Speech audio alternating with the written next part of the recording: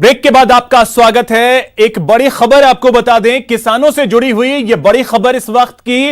राज्य के 25 लाख किसानों को फसली ऋण मिलेगा। 16,000 करोड़ रुपए का ब्याज मिलेगा। और आपको बता दें कि मुफ्त फसली ऋण 2020-21 में खरीफ रबी में वितरित होगा ऋण। खरीफ सीजन में 10,000 करोड़ का ऋण, रबी सीजन में 6,000 करोड़ का ऋण दिया जाएगा। 16 अप्रैल से खरीफ फसली ऋण वितरण की प्रक्रिया जो है वो शुरू होगी। हर बार 1 अप्रैल से इसकी शुरुआत होती थी। इस बार लॉकडाउन के चलते देरी हुई है। इस बार 25% बढ़ाकर ऋण दिया जाएगा। सहकारिता मंत्री उदयलाल आंजना ने इसकी जानकारी दी है। तो यह बड़ी खबर आपको बता दें, किसानों के लिए एक बड़ी खबर। 16 तारीख से इसकी शुरुआत होगी।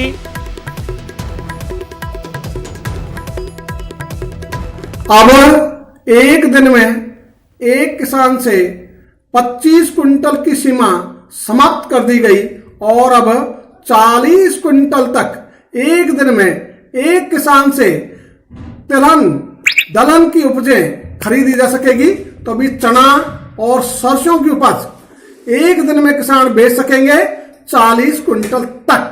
यह किसानों के सामूहिक संघर्ष की बड़ी जीत है।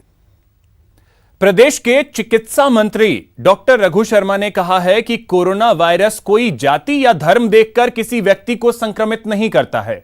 ऐसे में कोरोना से लड़ाई में किसी भी राजनीतिक दल या संगठन के प्रतिनिधि को जाति या धर्म के नाम पर बांटने वाले बयान सोशल मीडिया पर नहीं फैलाने चाहिए।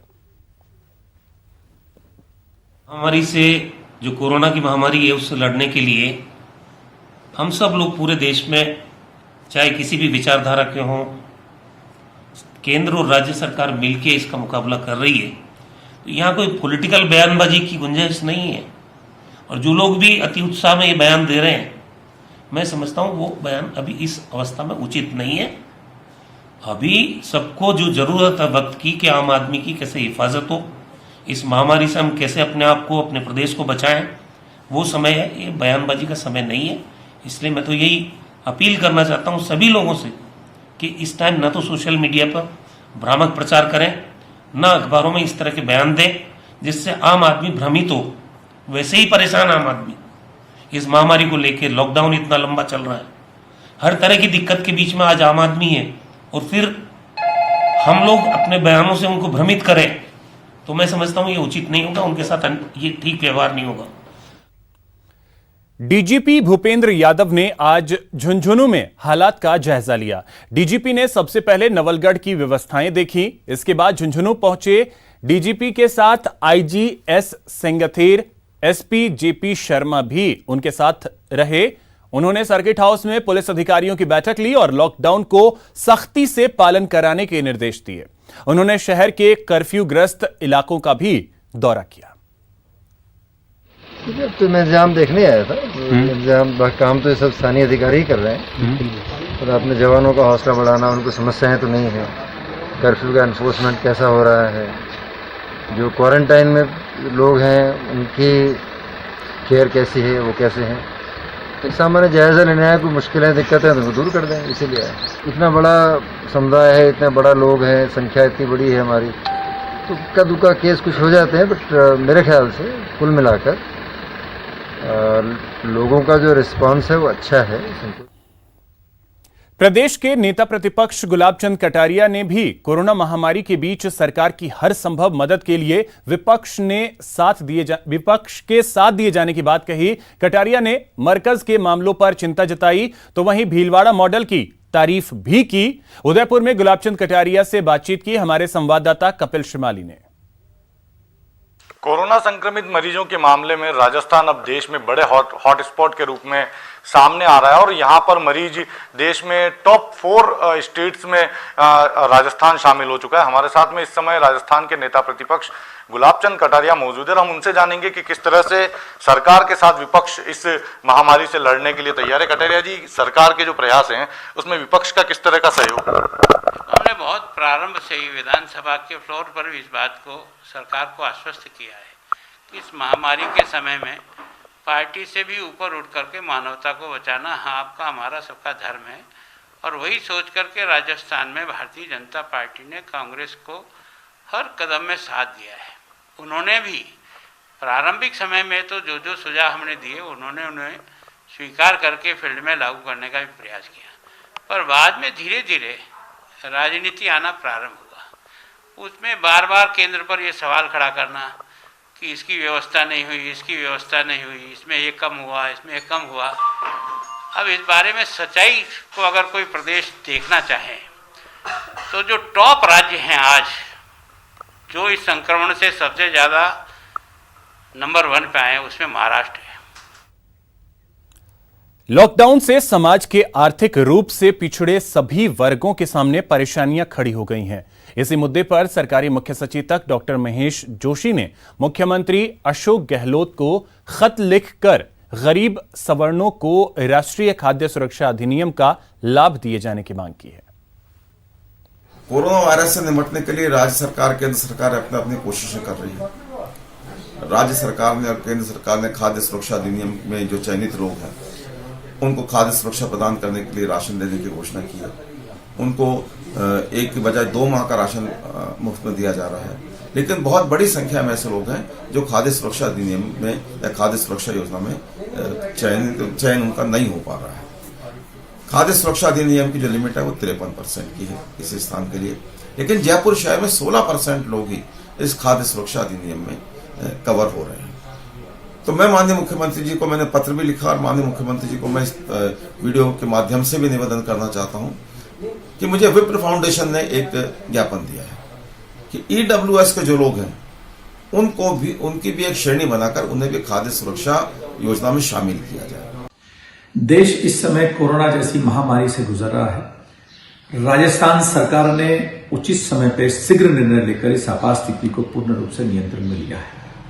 और दूसरे विषय पे भी उन्होंने बहुत अच्छा काम किया, जैसे मजदूर भाइयों और हमारे गरीब बंधुओं को उन्होंने खाद्य सुरक्षा के माध्यम से, आर्थिक पैकेज के माध्यम से उन्हें सहायता दी है। कोरोना के खिलाफ लड़ी जा रही जंग को और अधिक मजबूती देने के लिए लोकसभा अध्यक्ष ओम बिरला आगे आए हैं। ओम बिरला ने सोमवार से फ्रंट वॉरियर्स को सुरक्षा उपकरण उपलब्ध करवाना शुरू कर दिया है। सबसे पहले कोटा नगर निगम में काम करने वालों को ग्लव्स, मास्क और सैनिटाइजर बांटे गए। इस दौरान सोशल डिस्टेंसिंग का पूरा पालन किया गया। ओम बिरला ने कोरोना योद्धाओं का आभार जताते हुए लोगों से लॉकडाउन का पालन करने की अपील की है। कोटा शहर के सफाई कर्मियों को 2-2 सैनिटाइज की बोतल, 4-4 मास्क और 1-1 ग्लव्स की जोड़ी दी जा रही है, ताकि ये कोरोना की लड़ाई में जो आगे आए हैं इनको कहीं कोरोना का प्रकोप नहीं हो जाए और अपने स्वास्थ्य का ख्याल रख सके। चलिए अब आपको लॉकडाउन के बीच की कुछ तस्वीरें दिखाते हैं। ये तस्वीरें सबसे पहले आप देखिए। पहली जो तस्वीर है वो दौसा की है, जहां पुलिस ने कर्फ्यू तोड़ने वाले की जमकर पिटाई की। वहीं दूसरी तस्वीर हनुमानगढ़ की है, जहां पुलिस ने अपनी दादागिरी दिखाते हुए परमिशन के बावजूद हॉकरों की पिटाई कर दी। और आखिरी जो तस्वीर है वो भीलवाड़ा की है, जहां एक व्यक्ति की क्वारंटीन में मौत के बाद आक्रोशित परिजनों ने हेड कांस्टेबल पर हमला कर उसे गंभीर रूप से घायल कर दिया।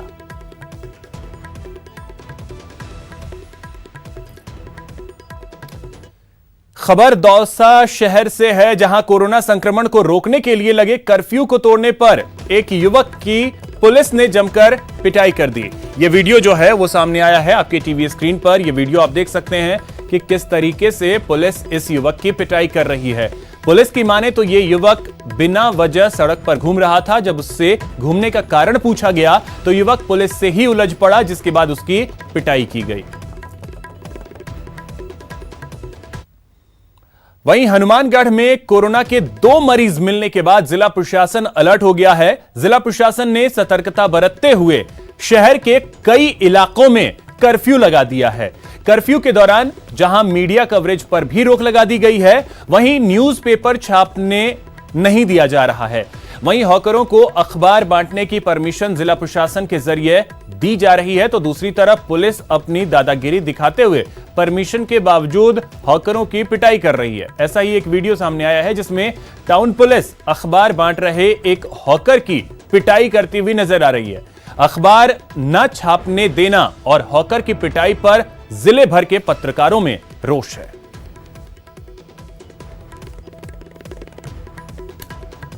अब आप देखिए कोटा में एक आइसोलेशन वार्ड में एक महिला की हरकत से कैसे हड़कंप मच गया। देखिए इस वायरल वीडियो में यह महिला दूसरे रोगियों और अस्पताल स्टाफ को छूने की कोशिश कर रही है। इस महिला को उसके रिश्तेदार काफी देर तक समझाते रहे, लेकिन महिला नहीं मानी। वहां मौजूद पुलिसकर्मी और डॉक्टर भी इस महिला की हरकत से परेशान हो गए। यह महिला मनोरोगी बताई जा रही है।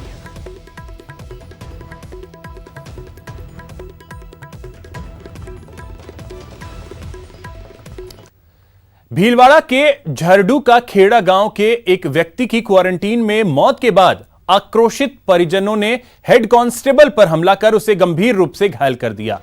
झरडू का खेड़ा बर्दी चंद बलाई की मौत के बाद कोरोना वायरस के संक्रमण को रोकने के लिए तहसीलदार बदनौर पुलिस बल के साथ गांव पहुंचे थे। तभी परिजनों ने पुलिस बल पर हमला कर दिया, जिसके कारण हेड कांस्टेबल कैलाश चंद गंभीर रूप से घायल हो गए। बदनौर पुलिस ने मामला दर्ज कर आरोपियों की तलाश शुरू कर दी है।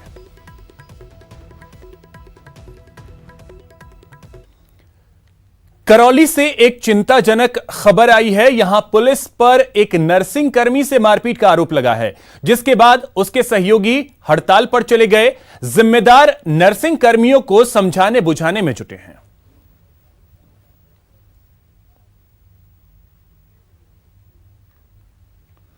चलिए अब इस वक्त आपको दिखाते हैं मुख्यमंत्री अशोक गहलोत वीडियो कॉन्फ्रेंसिंग कर रहे हैं। ये सभी सरकारों में मुख्यमंत्री ने अपने पत्र लिखे हैं, हमने भी लिखे, हमें पत्र प्राप्त हुए हैं। तमाम राज्यों ने ये व्यवस्था कर रखी, दो ऑफिसर लगा रखे हैं टेलीफोन नंबर के समेत, और वहां पूरा पैसा हो रहा है कि जो जहाँ रुका हुआ है, जैसे फॉर एग्जाम्पल राजस्थान में लोग रुके, मान लीजिए किसी राज्य में कर्नाटका के अंदर, तो कर्नाटक में 2 ऑफिसर है, वो उनका ख्याल रखेंगे। राजस्थान में रुके हुए मान लीजिए बिहार के या यूपी के या और किसी राज्य के, बंगाल के लोग रुक गए, फंस गए हैं, तो उनका ख्याल, उनका रहन सहन, खान पान सभी व्यवस्था करने की हमारी राजस्थान सरकार की है। और इसके लिए हमें छूट मिली हुई है। SDRF का जो फंड होता है उसमें छूट भी है, तो पूरी तरह उनकी रखवाली की जा रही है, देखरेख की जा रही है। कोई शिकायत आती है, हम सरकार को दूर भी करते हैं। आज हम देखा होगा यूपी के CM का भी विज्ञापन था, राजस्थान के अंदर 2 टेलीफोन नंबर दिए हुए थे। तो ये तमाम जो है राज्यों में एक दूसरे को सहयोग कर रहे हैं। और कुछ जयपुर में लोगों के आवाजाही को कंट्रोल करने के लिए शहर का सबसे महत्वपूर्ण अजमेरी गेट को बंद कर दिया गया है। अब परकोटे में जाने वाले लोग गेट के दोनों छोर पर बने छोटे रास्ते से जा सकेंगे। शहर के परकोटे इलाके का जायजा लिया हमारे संवाददाता महेश दाधीच ने। बात करें तो यह 360 से ज़्यादा की संख्या पर पहुंच चुका है। राजधानी के परकोटा इलाके में ये समस्या खासतौर पर देखने को मिल रही थी, लिहाजा इसके बाद में यहाँ के 4 दरवाज़ों में सबसे महत्वपूर्ण जो दरवाज़ा है, जिसे अजमेरी गेट कहा जाता है, आमतौर पर इसे कभी आपने बंद नहीं देखा होगा। दशकों बाद ये दरवाज़ा आज यहाँ पर बंद कर दिया गया है। अब यहाँ से, इस दरवाजे से लोगों की आवाजाही नहीं हो सकती है, इसमें से कोई भी राहगीर आ जा नहीं सकता है।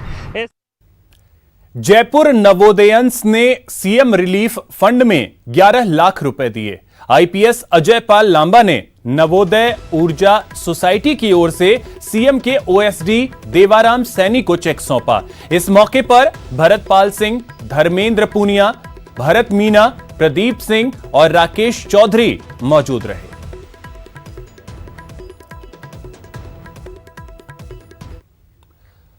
कोरोना वायरस की वजह से लोगों में अपनी रोग प्रतिरोधक क्षमता बढ़ाने को लेकर कई सवाल हैं। इसी वजह से न्यूज 18 ने कोरोना कंट्रोल रूम बनाया है, जहां हम दर्शकों के मन में उठ रहे सवालों के जवाब अपने एक्सपर्ट और डॉक्टर के जरिए देने की कोशिश कर रहे हैं। इसी कड़ी में आज हमारे साथ जुड़े ऋषिकेश से गुरु अमृतराज, जिन्होंने लोगों के सवालों के जवाब दिए और उनकी आशंकाओं को दूर किया।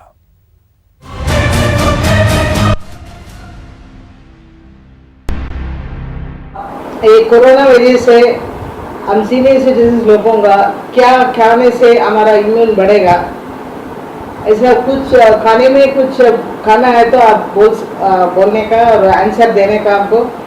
खाने में किन चीज़ों को रखने से हमारी रोग प्रतिरोधक क्षमता बढ़ सकती है। और मेरा ये प्रश्न है कि अगर हम अदरक वाली चाय पीते हैं तो क्या हमारी इम्यूनिटी को बूस्ट करने में हेल्प होगा? क्या चाय में अदरक उबाल कर पीना कोरोना से बचने के लिए फायदेमंद है? कोरोना से बचने के लिए हम अपनी इम्यूनिटी कैसे बढ़ाएं? आपकी किचन में असंख्य ऐसी जड़ी बूटियां हैं और मसाले हैं जिनके उपयोग से आप अपनी रोग प्रतिरोधक क्षमता को बढ़ा सकते हैं। और आज उसी क्रम में हम बात कर रहे हैं आंवले के बारे में, यानी कि गूसबेरी, यानी कि इसमें जो है विटामिन सी की मात्रा बहुत ज़्यादा होती है, एंटीऑक्सीडेंट्स भी होते हैं और साथ ही साथ इसका एंटी एजिंग इफेक्ट भी है।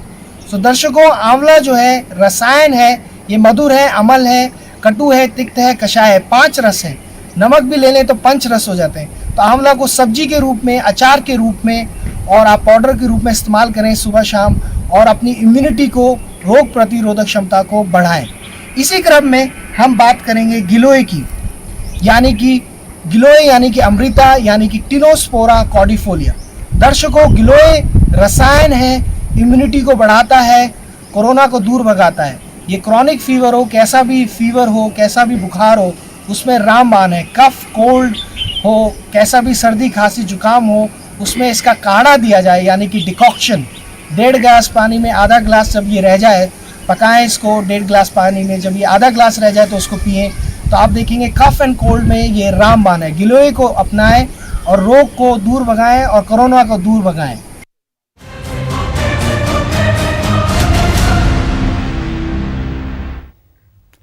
तो इसी के साथ इस बुलेटिन में इतना ही, लेकिन न्यूज 18 राजस्थान आपसे फिर से गुजारिश करता है कि अपने घर से बाहर न निकलें, लॉकडाउन को हल्के में मत लीजिए। इस वायरस को हराने का यही सबसे बेहतर तरीका है।